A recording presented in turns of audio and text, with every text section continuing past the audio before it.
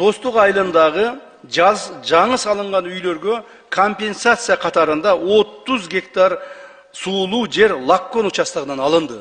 Урматтуу туугандар, муну мен түшүндүрүп айтып кетейин. Достук айылын биз толук бойдон бердик тажиктерге. Себеби Достук айылы биздин айылдардан эң алыс жайгашкан. Ал жерде эч кандай бизге стратегиялык же болбосо экономикалык эч кандай мындай пайда жок деп айтсам болот да, пайда жок деп айтсам болот. Мына мягко айткандачы, пайда жок. Ошондон Достук айылын бердик дагы, Достук айылынын ордуна баягы 91 гектардын ордуна 91 гектарды эле алдык. Бирок биз шарт койдук. Достук айылын биз жаңадан куруп чыкканбыз. Достук айылында бизде үйлөр бар, жаңадан курулган. Так, ошол үйлөр бар. Ал жерде чек ара заставабыз бар. Кстати, биз булардын да чек ара заставасын алдык Кайрагачтагы.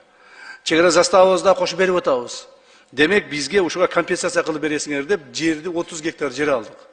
Мен ойлоймун, үйлөрдү бузса, курса боло берет. Бирок жер баасыз экендигин билесиздер.